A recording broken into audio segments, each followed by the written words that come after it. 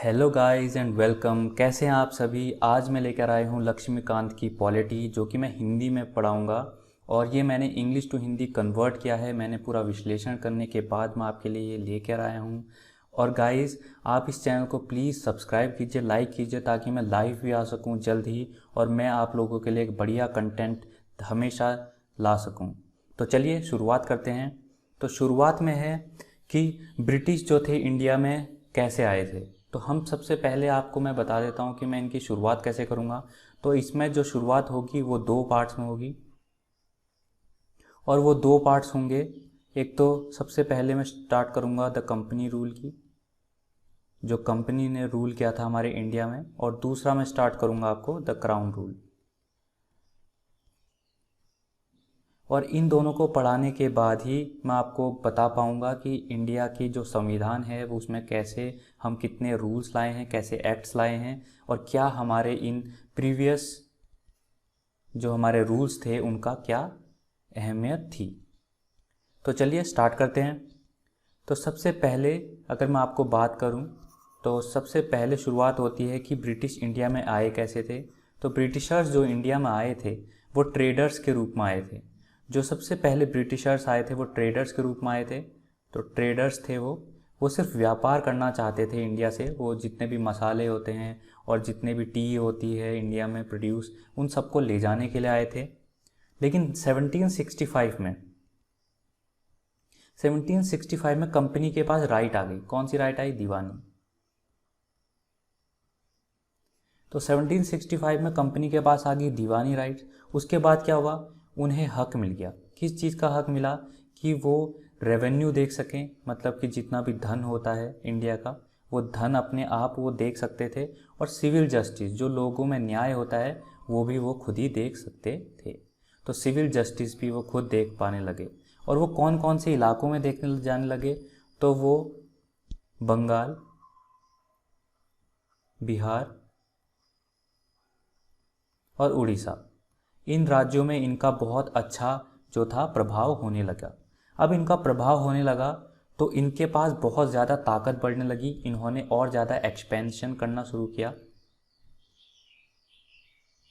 और एक्सपेंशन करने पर 1858 में जब इन्होंने अपना जो क्राउन रूल था उसको ओवरटेक करना पड़ा, तो क्राउन रूल ने इनको हटाया क्यों? क्राउन रूल ने 1858 में इनको हटाया क्यों? क्योंकि 1857 में एक बहुत ही बड़ा आंतरिक युद्ध हुआ जिसमें मंगल पांडे ने कारतूस जो था वो गाय और सूअर की चमड़ी से बना हुआ था, उसका विरोध किया। तो इंडिया में क्राउन रूल ने आपके इसको हटा दिया, कंपनी रूल को हटा दिया। तो इसका जो आपका बोला जाता है कि कंपनी रूल जो स्टार्ट हुई थी, तो कंपनी रूल स्टार्ट हुई थी असली जो 1773 में। और 1773 में ही आपका रेगुलेटिंग एक्ट आया था। रेगुलेटिंग एक्ट, जिसको आप क्या बोलते हैं? विनियमन एक्ट। तो आपका रेगुलेटिंग एक्ट आया था 1773 में। कंपनी रूल जब स्टार्ट हुई थी और जब कंपनी रूल ख़त्म हुई थी, जब कंपनी रूल का एंड हुआ था, तो वो हुआ था आपका 1858 में, जब मंगल पांडे ने बैरकपुर में आपका सूअर की चमड़ी वाला जो कारतूस था उसको छीलने से मना कर दिया था। तो इतना ये कंपनी का रूल बोला जाता है। तो अब हम स्टार्ट करते हैं। सबसे पहला जो हमारा पार्ट है कंपनी रूल, और दूसरा पार्ट जो होगा हमारा क्राउन रूल होगा। तो कंपनी रूल 1773 से 1858 तक। तो 1773 में सबसे पहला जो कंपनी ने रूल किया, देखो कंपनी जब रूल कर रही थी तो उनको कुछ ऐसे चीज़ें चाहिए थी कि जिससे वो रूल कर सकें। तो सबसे पहला जो आया वो आया रेगुलेटिंग एक्ट। तो रेगुलेटिंग एक्ट आया जो कि आया 1773 में। अब इसको विनियमन मैंने आपको बता ही दिया था इसका मतलब। अब 1773 में आया। ये एक्ट किस लिए आया था? ये एक्ट इसलिए आया था कि जो ईस्ट इंडिया कंपनी स्थापित हो गई थी वो ब्रिटिश गवर्नमेंट उस पर काबू कर सके। अब ब्रिटिश गवर्नमेंट इस पर काबू क्यों करेगी? क्योंकि कोई भी कंपनी जो होती है वो अपना प्रॉफिट देखती है, वो खुद का प्रॉफिट देखती है, खुद की कंपनी का प्रॉफिट देखती है, देश का प्रॉफिट नहीं देखती। और जो रेगुलेटिंग एक्ट था वो देश की जो पार्लियामेंट थी, क्राउन थी, उन्होंने कंपनी से पूरा रूल ना करे उस देश पर, इसीलिए रेगुलेटिंग एक्ट की स्थापना की। अब इससे सबसे पहली बार राजनीतिक और व्यापारिक संबंध बनाए। तो पहले जो कंपनी थी वो सिर्फ व्यापारिक संबंध बनाती थी, सिर्फ व्यापार संबंध। लेकिन जब कंपनी अपने आप को एक्सपेंशन करने लगी और जब उसने देखा कि इस देश में राज करके हम टैक्स से बच सकते हैं और हम अपना पूरा ज़्यादा प्रॉफिट लेके जा सकते हैं, लाभ लेके जा सकते हैं, तो उन्होंने क्या किया, राजनीति भी शुरू कर दी।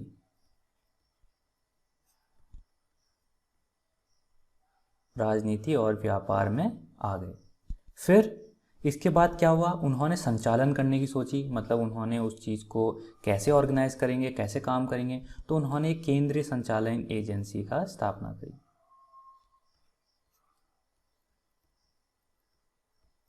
इन्होंने केंद्र से संचालन शुरू कर दिया। अब इस रेगुलेटिंग एक्ट की विशेषता क्या थी, इस रेगुलेटिंग एक्ट की विशेषता क्या बोली जाती है, तो इसकी विशेषता थी कि इसमें गवर्नर ऑफ बंगाल जो होते थे, पहले गवर्नर ऑफ बंगाल चलते थे, गवर्नर ऑफ बंगाल कहलाते थे, उनको रिप्लेस कर दिया, उनको हटा दिया। किससे, गवर्नर जनरल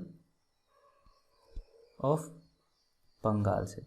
तो गवर्नर जनरल ऑफ बंगाल हुआ करते थे। फिर अब क्या हुआ, इसमें एक प्रबंधन कार्य बनाया गया, प्रबंधन कार्य काउंसिल। प्रबंधन कार्य काउंसिल क्या थी, ये एक ऐसी कार्य प्रणाली वाले लोग थे जिसमें 4 लोग होते थे, और वो 4 लोग क्या करते थे, वो असिस्ट करते थे, वो सहायता करते थे। किसकी सहायता करते थे, गवर्नर जनरल ऑफ बंगाल की। तो पहले गवर्नर जनरल पूछा जाता है, पहले गवर्नर जनरल ऑफ बंगाल, तो वो थे वॉरेन हेस्टिंग्स। तो वॉरेन हेस्टिंग्स जो थे पहले गवर्नर जनरल थे बंगाल के। इसमें जो गवर्नर जनरल थे, जो गवर्नर थे बंगाल, जो बॉम्बे और मद्रास के, आपके जो गवर्नर थे बंगाल और मद्रास के,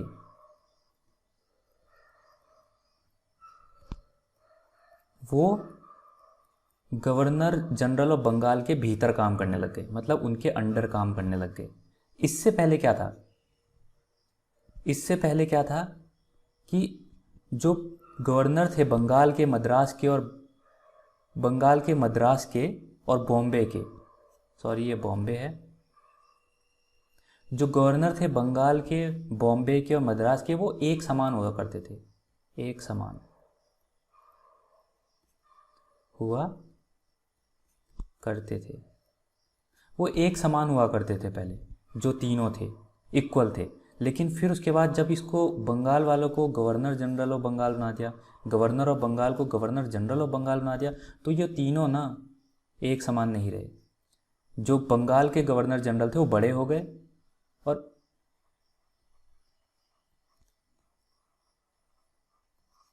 उनके अंडर ये दोनों आ गए, गवर्नर बॉम्बे के और मद्रास के। तो होप ये आपको समझ में आ गया होगा कि गवर्नर जनरल ऑफ बंगाल कितने इंपॉर्टेंट थे। फिर क्या हुआ ना, सुप्रीम कोर्ट का गठन हुआ, सुप्रीम कोर्ट का गठन हुआ। अब गठन कहाँ पे हुआ, तो कलकत्ता में हुआ। अब कलकत्ता में हुआ इसका गठन, तो इसको क्या किया गया, इसमें एक तो चीफ जस्टिस बनाए गए, आपके मुख्य न्यायाधीश,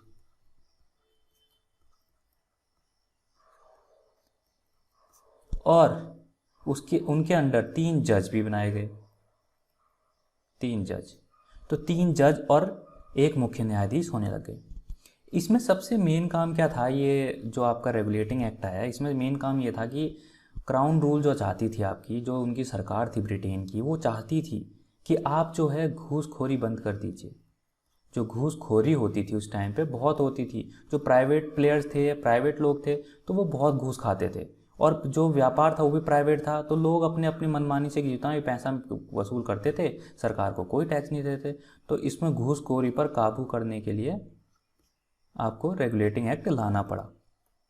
फिर इसमें क्या हुआ, इस रेगुलेटिंग एक्ट का मेन मुद्दा क्या था, ये मेन मुख्य जो इसका काम था वो था आपका सरकार का दबाव जो कि कंपनी पर रह गया।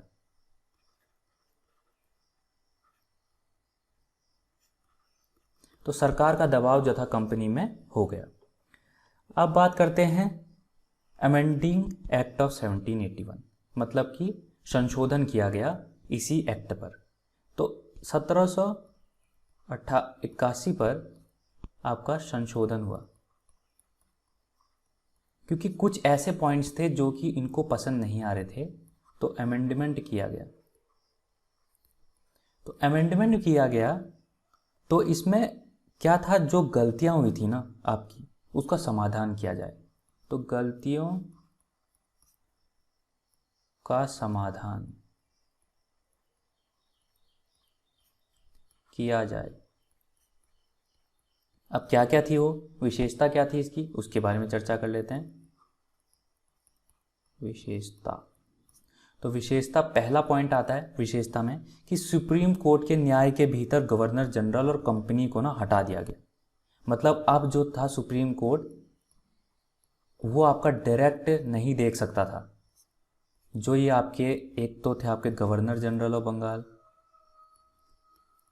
गवर्नर जनरल ऑफ बंगाल, और एक थे आपके कंपनी के नौकरशाह।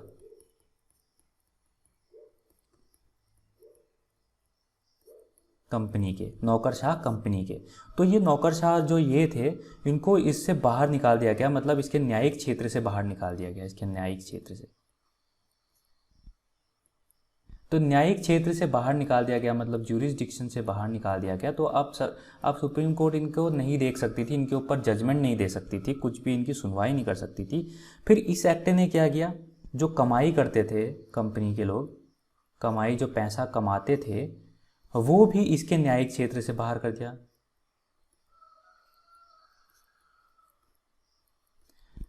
न्यायिक क्षेत्र से बाहर कर दिया, मतलब इसको अब ये भी नहीं देख सकते थे। अब सुप्रीम कोर्ट को जब सिर्फ क्या मिला, उनको सिर्फ ये मिला कि आप सिविल लोगों को देखिए, जो आम जनता है उनको देखिए, बस आम जनता को देखिए, बस यही इनको मिला। अब हिंदू के जो लोग होते थे, अगर हिंदू के लोग जब कोई गलती करते थे तो उनको हिंदू धर्म के अनुसार सजा मिलती थी, हिंदू कानून जो होता था हमारा। और जो मुस्लिम होते थे उनको मुस्लिम कानून मिलता था।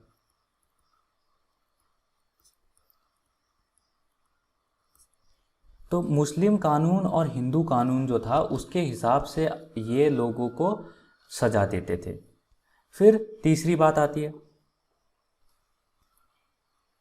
तीसरी बात में क्या किया गया, जो अपील होती थी, प्रांतीय एक चीज होती है, प्रांतीय, प्रांतीय मतलब आप क्या समझते हैं कि अगर आपका प्रोविंशियल, मतलब प्रांतीय मतलब ये होता है कि अगर आपका एक प्रांत है, बहुत सारे प्रांत होते हैं, उनका जो सबसे बड़ा होता है वो सुप्रीम कोर्ट होता है, प्रांतीय कोर्ट होती है एक, और उससे बड़ा होता है सुप्रीम कोर्ट।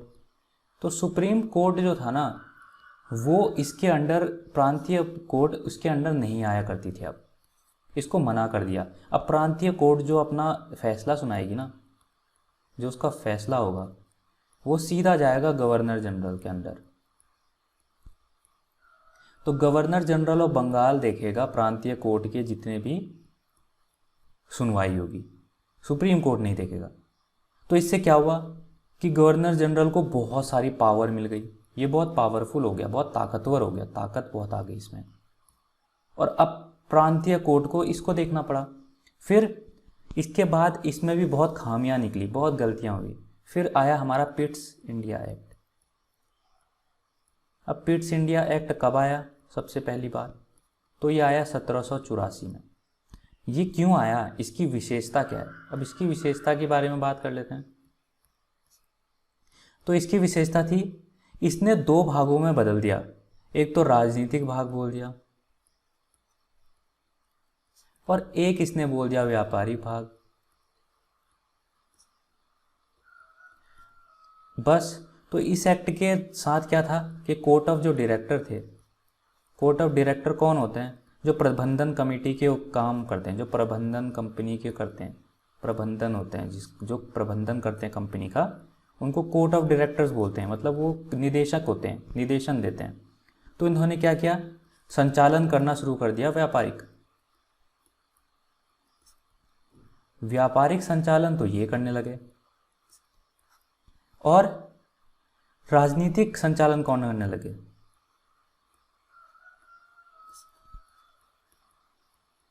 राजनीतिक संचालन आपके करने लगे बोर्ड ऑफ कंट्रोल।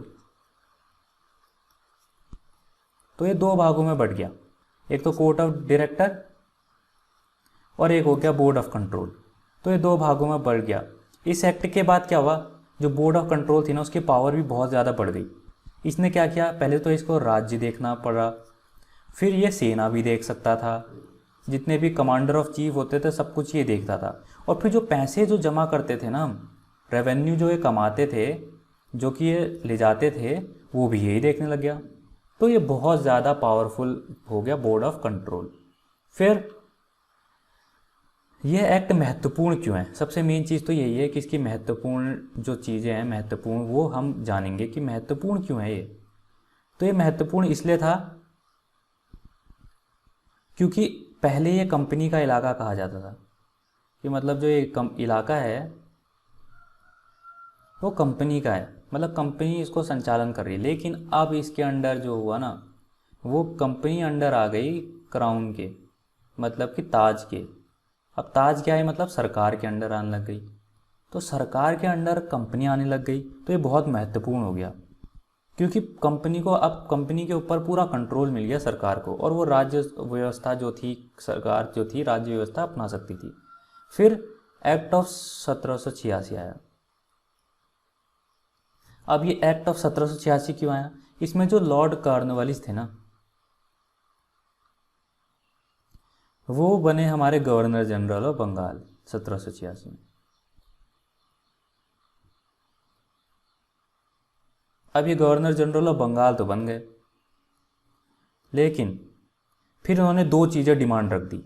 इन्होंने बोला मुझे दो चीज़ें चाहिए तो चाहिए। अब वो दो चीज़ें क्या थी? पहला तो इन्होंने बोला कि इन्हें स्पेशल ताकत दी जाए, मतलब विशेष ताकत। क्यों दी जाए विशेष ताकत? ताकि वो काउंसिल का निर्णय बदल सके। जो काउंसिल निर्णय लेगी, जो इनकी काउंसिल निर्णय लेगी, काउंसिल कोर्ट की जो काउंसिल होती है, उसको बदल सके। मतलब ये बदलने की ताकत इन्होंने बोली कि मुझे स्पेशल ताकत दीजिए जिससे मैं बदल सकूं। बाकी इन्होंने दूसरा बोला कि मुझे कमांडर ऑफ चीफ बना दीजिए, मतलब सेना का प्रमुख बना दीजिए, कमांडर ऑफ चीफ बना दीजिए। और इस एक्ट को ना 1786 में पारित कर दिया गया। मतलब उसी साल बोला इन्होंने डिमांड, और उसी साल इसको पारित भी हो गई। ये दोनों स्पेशल पावर जो हैं, कमांड जो आपके लॉर्ड कॉर्नवालिस हैं, जो कि गवर्नर जनरल ऑफ बंगाल हैं, उनको दे दी जाए। फिर आया charter act, charter act of 1793 of charter act. अब चार्टर क्या होता है? कुछ ऐसे ही कागजात होते हैं जो कि आपको फरमान टाइप मान सकते हो आप। तो इसकी विशेषताएं क्या होती हैं? इसकी विशेषता ये थी कि इसमें व्यवसाय का एकाधिकार था। ईस्ट इंडिया कंपनी जो थी ना आपकी कंपनी,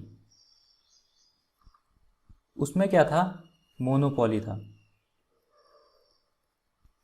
मोनोपोली क्या होता है? एकाधिकार। अब एकाधिकार क्या होता है? एकाधिकार होता है कि जो आपकी कंपनी है वही पूरे देश में अपना व्यवसाय चलाएगी और कोई नहीं चला सकता।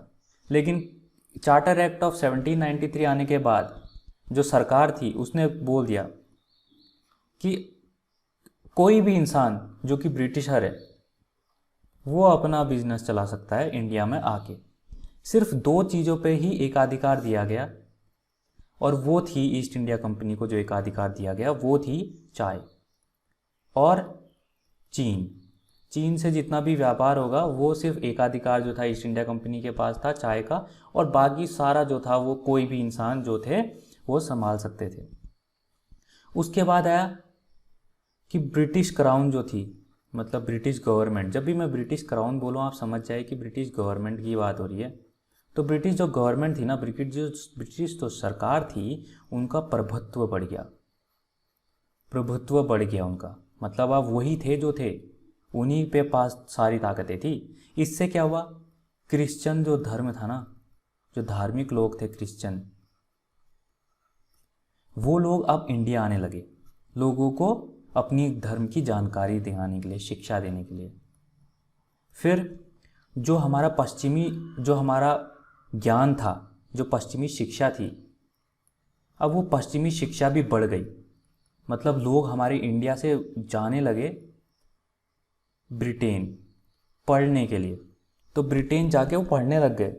उसके बाद जो स्थानीय सरकारें थी ना, स्थानीय सरकारें, आप याद रखिए स्थानीय सरकारें जब भी मैं बोलूँगा तो स्थानीय सरकारों में हमारी ही सरकार होती थी, जो गवर्नमेंट, जो मतलब लोग चलाते थे हमारे स्थान के, वही स्थानीय सरकार होती है। वो क्या करने लगे, लोगों से टैक्स वसूल करके सरकार को देने लग गए, और सरकार को देने के बाद वो लोगों को दंड भी देते थे जो टैक्स नहीं देते थे। तो अब ब्रिटिश ने बहुत अच्छा गेम प्लान तैयार कर दिया था, चार्टर एक्ट ऑफ 1793। लेकिन फिर उसके बाद ये भी ऐसे ही रहा, फेल मार गया, इतना ज़्यादा अच्छा नहीं हो पाया। फिर आया चार्टर एक्ट ऑफ 1813,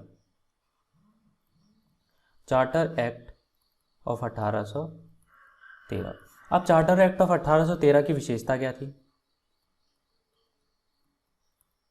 इसकी विशेषता ये थी, जो गवर्नर जनरल ऑफ बंगाल हुआ करते थे उस टाइम पे, अब गवर्नर जनरल ऑफ इंडिया कहलाए। तो गवर्नर जनरल ऑफ बंगाल को सीधा गवर्नर जनरल ऑफ इंडिया बोल दिया। अब गवर्नर जनरल ऑफ बंगाल को जब गवर्नर जनरल ऑफ इंडिया बोल दिया, तो आप क्या समझते हैं इससे? इससे ये हम ये समझते हैं कि अब क्राउन जो था ना, वो रूल नहीं करता था इंडिया में। क्राउन ने रूल करना छोड़ दिया, क्योंकि अब गवर्नर जनरल ऑफ इंडिया है तो वो इंडिया का पूरा देश का राष्ट्रपति मान लो, आप उसको प्रधानमंत्री कुछ भी मान लो, जो कि पूरे देश को चला रहा है, क्योंकि पूरे इंडिया का चला रहा है। तो पूरा सारा राज्य जो था ना, उसकी जिम्मेदारी अब गवर्नर जनरल ऑफ इंडिया पे आ गई। अब क्राउन रूल का कोई काम नहीं था। तो पूरे भारत की अभी तक ब्रिटिश जो हुकूमत करता था, अब तो सबसे पहले गवर्नर जनरल ऑफ इंडिया कौन थे वो भी बात पूछी जाती है। तो लॉर्ड विलियम बेंटिक, जो लॉर्ड विलियम बेंटिक थे, वो हमारे पहले गवर्नर जनरल बने इंडिया के। अब इस एक्ट से गवर्नर ऑफ बम्बई जो थे और गवर्नर ऑफ मद्रास जो थे, उनको विधायी ताकत से वंचित रख गया। विधायी ताकत क्या होती है? लेजिस्लेटिव। तो गवर्नर जो थे बॉम्बे के एंड मद्रास के, उनकी विधायी जो ताकत थी उसको छीन लिया गया। ठीक है, अब विधायी ताकत उनकी छीन ली गई, तो गवर्नर ऑफ इंडिया, जो गवर्नर जनरल ऑफ इंडिया थे, उन पे सारी ताकत आ गई, विधायी ताकत। मतलब वही थे आप विधाता, जो मतलब कि लेजिस्लेटिव जो हेड थे वही थे, गवर्नर जनरल ऑफ बंगाल जो थे, अब वो क्या थे? इंडिया बन गए थे। तो इंडिया के जो गवर्नर जनरल ऑफ इंडिया बन गए थे वो, तो सारी विधायी ताकत उनके पास आ गई थी। जो पहले कानून थे ना, कानून जो पहले हुआ करते थे, हम उनको रेगुलेशन कहते थे। जैसे रेगुलेटरी एक्ट आया था आपका, तो रेगुलेशन कहते थे हम उसको। पहले रेगुलेशन कहते थे, विनियमिता। लेकिन अब जो आया ना, अब जो एक्ट आया, कानून, अब उसे एक्ट कहा जाने लगा। एक्ट मतलब एक्ट होता था और वो पारित हो जाता था संविधान में। इससे क्या हुआ ना, ईस्ट इंडिया कंपनी को व्यापारिक कार्यों में ख़त्म कर दिया गया। मतलब अब वो व्यापार ऐसे नहीं कर सकते थे कि व्यापारिक कार्य कर रहे हैं तो ख़त्म कर दिया उसका पूरा व्यापार। अब वो सिर्फ क्या संचालन करेगी? वो राज्य व्यवस्था देखेगी। राज्य व्यवस्था मतलब जो लोगों के ऊपर एडमिनिस्ट्रेशन होता है, एडमिनिस्ट्रेशन को राज्य व्यवस्था बोलते हैं। तो राज्य व्यवस्था के कार्यों को देखने लगी। कंपनी के इलाके को ना, जो कंपनी के इलाके हुआ करते थे, अब उनको क्या कहने लगा जाने लगा कि हिज मैजेस्टी की टेरिटरी है या फिर हिज हेयर्स की टेरिटरी है, उनके सक्सेसर आएंगे वो उनके अधीन होंगे। मतलब जो इलाके हैं अब वो कंपनी के अधीन नहीं है, अब वो आपके सीधा क्राउन के अधीन है। अब चार्टर एक्ट में क्या हुआ, चौथी सबसे मेन चीज़ कि सिविल सर्विसेज को शुरू कर दिया गया। सिविल सर्विसेज जो लोक सेवा संघ है आपका, जिसको आप यूपीएससी बोलते हैं, यूनियन पब्लिक सर्विस कमीशन, इसमें सर्विसेज शुरू कर दी गई। और सबसे बड़ी बात थी इसमें ओपन कंपटीशन रख दिया कि मतलब कंपटीशन जो होगा ओपन होगा। और ओपन कंपटीशन से आप क्या समझते हो कि ओपन कंपटीशन से आप ये समझते हो कि आप इसमें भारतीय भी इन पदों के लिए दावेदारी कर सकते थे, पद की दावेदारी कर सकते थे। और पद की अगर वो दावेदारी कर सकते थे, लेकिन जब ये ओपन कंपटीशन की बात आई, पद की दावेदारी की बात आई, तो कोर्ट ऑफ जो डायरेक्टर थे, जो कोर्ट ऑफ डायरेक्टर जो सबसे बड़े होते हैं, उन्होंने इसको मना कर दिया और नकार दिया और ये नहीं हो पाया। फिर आया चार्टर एक्ट ऑफ 1853। अब चार्टर एक्ट ऑफ 1853 आया। चार्टर एक्ट ऑफ 1853 ने क्या कहा, यह आखिरी सीरीज़ है, याद रखना, इसके बाद कोई सीरीज़ नहीं आई, आखिरी सीरीज़ थी ये, इसके बाद कोई सीरीज़ नहीं आई और ये लास्ट एक्ट मतलब आखिरी एक्ट है। ठीक है, अब ये आखिरी एक्ट क्या है तो इसकी विशेषता क्या है? इसकी विशेषता है इसने अलग कर दिया प्रबंधन और विधायी ताकतों को। मतलब प्रबंधन, एग्जीक्यूटिव प्रबंधन, और विधायी को अलग कर दिया। विधायी मतलब लेजिस्लेटिव, इसने लेजिस्लेटिव और विधायी को अलग कर दिया। और को गवर्नर जनरल जो था उसको इस चीज़ के लिए अब मिलता नहीं था, ये चीज़ नहीं थी इसके, तो इसकी सभा से इन दोनों को अलग कर दिया उसने सबसे पहली बार। तो गवर्नर जनरल ऑफ इंडिया जो है इन दोनों को तो नहीं देखेगा अब। ठीक है, अब इसमें 6 लोग और शामिल कर दिए, विधायी में 6 लोग शामिल कर दिए, तो 6 लोग शामिल कर दिए। और इसमें विधायी प्रबंधन के लिए, ठीक है, इसमें से जो 4 लोग हुआ करते थे ना, 6 में से 4 लोग जो हुआ करते थे, अब वो लोग मिनी संसद के रूप में कार्य करने लगे और सरकार भी इससे ताकत हो गई। तो अब 4 लोग जो थे ना इसमें, वो 4 लोग कहाँ के होने लगे? 4 लोग बॉम्बे के होने लग गए, बंगाल के होने लग गए, आगरा के होने लग गए और मद्रास के होने लग गए। अब जो विधायी ताकत थी ना, उसमें 4 लोग जो थे इधर से चुन के आते थे, इन बम्बे प्रेसिडेंसी से, जो आपके मद्रास प्रेसिडेंसी, आगरा प्रेसिडेंसी है, इनसे चुने जाने लगे हो। ठीक है, बंगाल से, मद्रास से, आगरा से और बॉम्बे से। फिर अब जो परीक्षा थी ना, फिर से सिविल सेवा की बात हुई, सिविल सेवा यूपीएससी की फिर से बात हुई, लोक सेवा संघ की बात हुई। इसमें संचालन जो था ना, खुली भर्ती कर दी गई, मतलब भर्ती जो होगी खुली होगी। और इसमें जो था इंडियन पीपल को भी काम करने का मौका दिया गया, जो भारतीय लोग थे उनको नौकरी देने की बात करी गई। और इसके बारे में कौन बताता है? तो इसके बारे में बताता है मैक्यूले कमेटी जो है 1854 में इसके बारे में बात करती है। फिर इसमें क्या हुआ, कंपनी का रूल बढ़ा दिया गया। जो इंडिया में जो कंपनी का रूल था ना, बढ़ा दिया गया। लेकिन बहुत ही बड़ी बात ये थी कि ये ब्रिटिश जो ताज था, क्राउन जो रूल था, जो ताज था, सरकार थी, उसके भीतर ही ये कार्य करेगी। मतलब इसके अंडर है ये, मतलब इसके अंडर काम करेगी, लेकिन इसका रूल जो बढ़ा दिया गया। ठीक है, तो ये तो स्पष्ट हो गया था। क्या स्पष्ट हो गया था? कि जो ये कंपनी है ना, ये कभी भी ना हटाया जा सकता है पार्लियामेंट के द्वारा। तो संसद के द्वारा